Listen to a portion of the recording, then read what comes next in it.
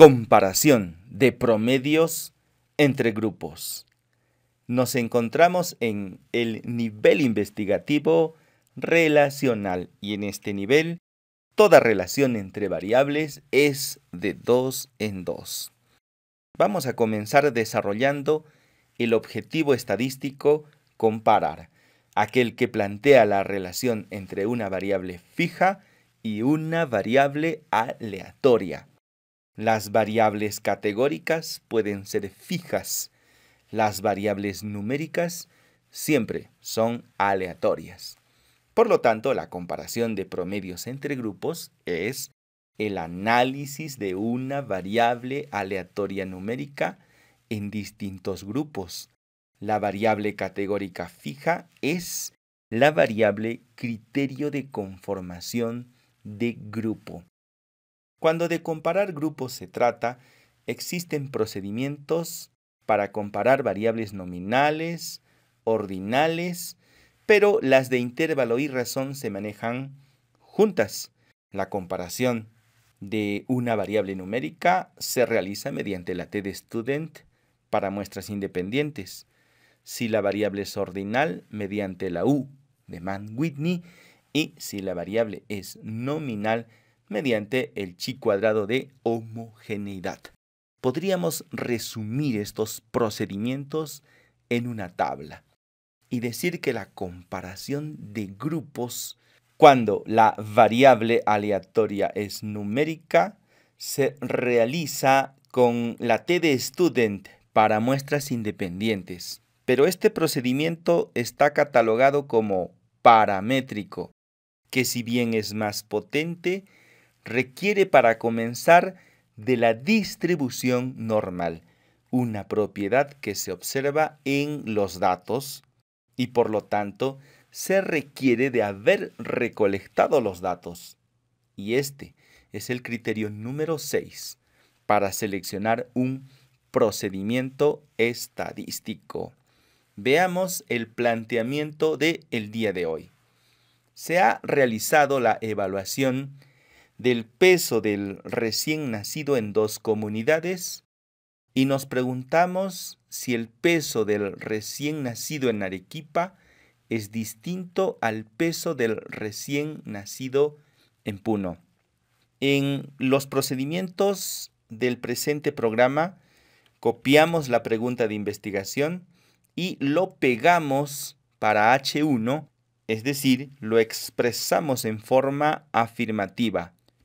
Pero para realizar esto, la pregunta tendría que estar planteada correctamente, de tal modo que H1 siempre encuentre las diferencias entre grupos o por lo menos pretenda demostrarlas, porque esa es su razón.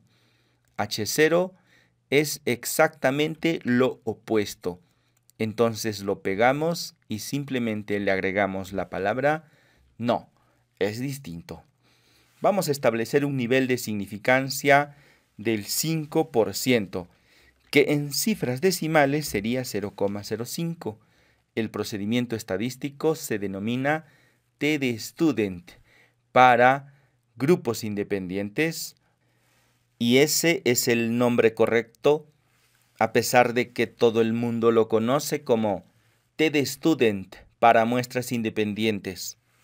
Incluso en el software estadístico aparece con el nombre de prueba de T para muestras independientes. Pero vamos a ver que en realidad no se trata de muestras, sino de grupos. Y para ello basta darle una mirada a la matriz de datos, donde tenemos 100 registros, 100 casos, 100 recién nacidos vivos. La primera variable es procedencia, es categórica y es fija. La segunda variable es numérica, es aleatoria y es la variable que vamos a analizar. Y ahora recordemos que el nivel investigativo relacional es aquel que plantea la relación entre dos variables independientemente de la naturaleza de estas.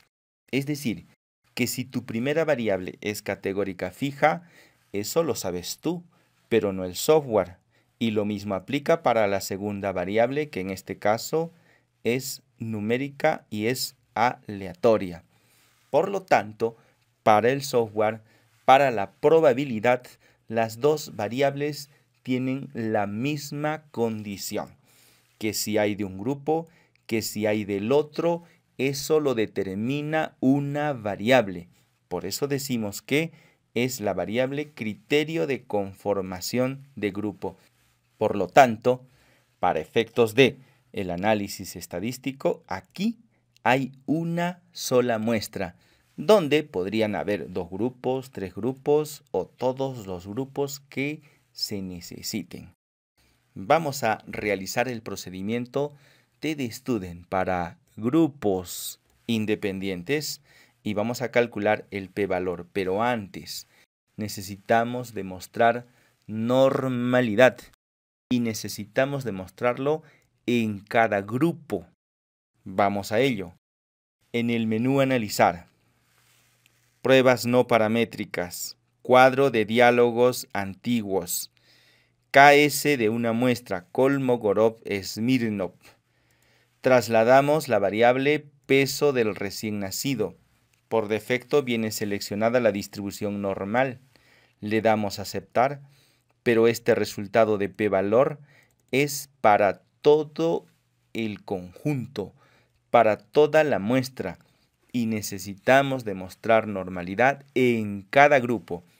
Para ello, solo bastaría segmentar la matriz de datos en el menú Datos, segmentar archivo, comparar grupos, trasladamos procedencia, aceptar, y ahora sí repetimos la prueba de Kolmogorov-Smirnov. Analizar, pruebas no paramétricas, cuadro de diálogos antiguos, Kolmogorov-Smirnov de una muestra. Le damos en aceptar porque ya habíamos realizado este procedimiento. Y ahora sí tenemos el p-valor para cada uno de los grupos, que en este caso es un p-valor no significativo porque no está por debajo del 5% con el que habitualmente trabajamos en ninguno de los dos grupos. Esto quiere decir que existe normalidad. Ahora sí, ya podemos realizar la prueba de T para grupos independientes. Pero antes, no olvides retirar la división o la segmentación para poder realizar los procedimientos a continuación. En el menú Datos, segmentar archivo, restablecemos la segmentación, aceptar y ahora sí, ya podemos seguir trabajando con nuestra matriz de datos. Un error muy común que suele ocurrirle al analista es que olvida retirar estos segmentos, estos procedimientos que le hace a la matriz de datos. Por esta razón, deberíamos aprender a obtener la prueba de Kolmogorov-Smirnov para cada grupo sin segmentar la matriz de datos. Veamos una nueva ruta. En el menú Analizar, Estadísticos descriptivos, Explorar. Trasladamos el peso del recién nacido, nuestra variable numérica aleatoria, y la procedencia, nuestra variable categórica fija, a factores. En gráficos, seleccionamos gráficos de normalidad con pruebas. Lo que a nosotros nos interesa son las pruebas. Continuar y aceptar. Entre los resultados tenemos a las pruebas de normalidad, Kolmogorov-Smirnov y Shapiro-Wilk para cada uno de los grupos, para el grupo de Arequipa, para el grupo de Puno, como debe ser analizada la normalidad en cada grupo. Kolmogorov-Smirnov es más potente, Shapiro-Wilk es más robusta. Nos vamos a quedar con la prueba de Kolmogorov-Smirnov y vamos a decir que estos dos grupos tienen distribución normal en su variable peso del recién nacido. Ahora vamos a desarrollar la prueba de T. En el menú Analizar, comparar medias, prueba de t para muestras independientes, aunque debiera decir grupos independientes. Trasladamos la variable aleatoria, peso del recién nacido, y en procedencia a la variable de agrupación. En definir grupos vamos a colocar los números 1 y 2 que corresponden a las etiquetas del grupo Arequipa y grupo Puno. Continuar y aceptar. Vemos que el resultado de T se entrega en una tabla previa realización de la prueba de Leven. Este es el segundo requisito para realizar la prueba de T para grupos independientes, la demostración de homocedasticidad. Entonces, para la prueba de T, necesitamos, en principio, demostrar distribución normal. En segundo lugar, demostrar homogeneidad de varianzas para finalmente realizar el contraste de hipótesis con la prueba de T para grupos independientes. Hablando específicamente de la prueba de Leven, si p-valor no está por debajo del 5% con el que habitualmente trabajamos, entonces nos quedamos con H0, la misma que nos indica que las varianzas no son diferentes. Dicho de otro modo, son iguales. Por lo tanto, vamos a utilizar los datos de la primera fila y el p-valor que vamos a utilizar será 0,0358. Este es el p-valor para la prueba de T, que lo llevaremos a nuestra hoja de trabajo y que se puede expresar en porcentaje. Para ello, nada más tendríamos que correr la coma decimal en 2 posiciones. Y el resultado está expresado ya en porcentaje. El resto es conocido porque se trata de un ritual con una probabilidad de error del. Pegamos la magnitud del error y a continuación copiamos H1. Este error es bajo. ¿Por qué decimos que es bajo? Porque está por debajo del nivel de significancia que previamente habíamos establecido.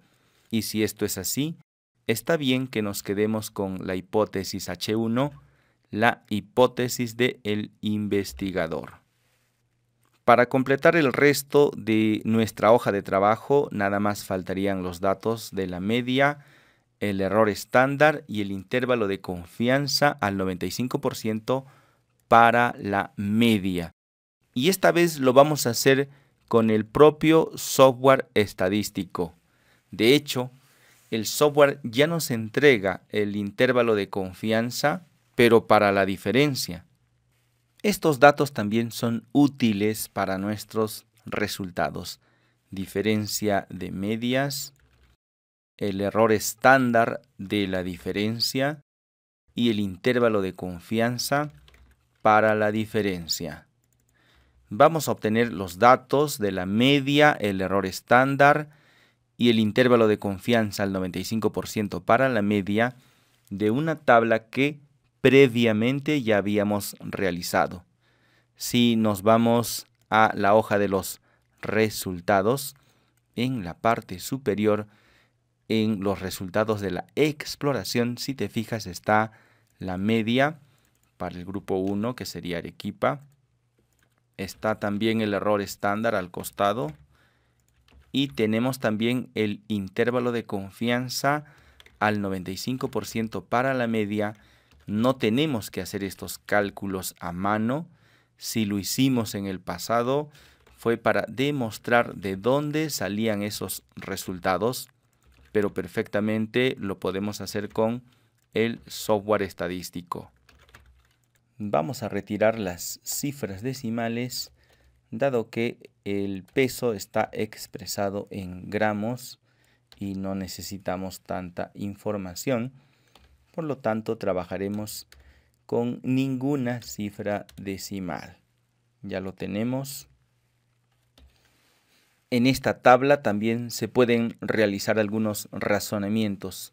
Si el promedio de un grupo está contenido en el intervalo de confianza del grupo comparativo, entonces no hay diferencias. Pero si el promedio de un grupo está fuera del intervalo de confianza, como es el caso, entonces sí hay diferencias.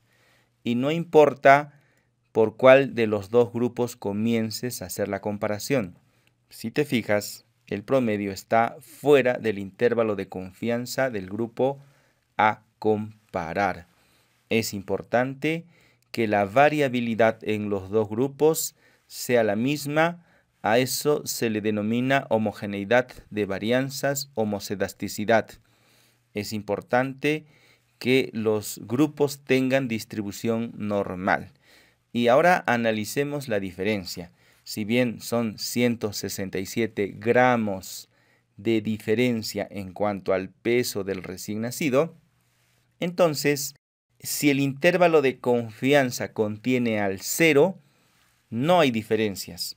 Pero si el intervalo de confianza no contiene al 0, como es el caso, entonces sí hay diferencias. Requisitos, distribución normal y homocedasticidad. Si no se cumplen estos requisitos, no es posible hacer los razonamientos que acabamos de realizar. Entonces, ¿qué pasaría si uno o los dos grupos no presentan distribución normal? En ese caso tendríamos que utilizar el equivalente no paramétrico de la TD-Student para muestras independientes y se trata de la U-Demand-Whitney. Vamos a ver dónde se realiza esto en el software estadístico SPSS. Nos vamos al menú Analizar, Pruebas no paramétricas, cuadro de diálogos antiguos, 2 muestras independientes. Trasladamos nuestra variable aleatoria peso del recién nacido y en variable de agrupación procedencia. Definir los grupos, colocamos los números 1 y 2 que corresponde a las etiquetas de valor. Si te olvidas, clic derecho, información sobre la variable, 1 Arequipa, 2 Puno, clic en la X. Por defecto está seleccionada la U-Demand-Whitney, le daremos a aceptar y lo único que nos interesa a nosotros es el p-valor, porque a partir de este número vamos a decidir si nos quedamos con la hipótesis H sub 0 o la hipótesis H sub 1, porque el razonamiento será exactamente igual a la TD-Student para grupos independientes. La prueba U-Demand-Whitney es el equivalente no paramétrico a la prueba de TD-Student para grupos independientes. Se aplica cuando trabajas con variables numéricas sin distribución normal o cuando la variable aleatoria que estamos analizando es nativamente ordinal. Hay que recordar que las variables numéricas tienen un atributo que no tienen las variables categóricas, y este atributo se denomina distancia. Es una propiedad que le permite hacer métricas, razones y proporciones entre sus valores finales. Por eso los procedimientos estadísticos paramétricos son más potentes. Los procedimientos estadísticos no paramétricos ignoran el atributo distancia en las variables a las que se les aplica. Completa tu hoja de trabajo tal cual se vio en la siguiente presentación. Y luego dale clic en guardar porque el producto del día de hoy es el archivo datos14.doc.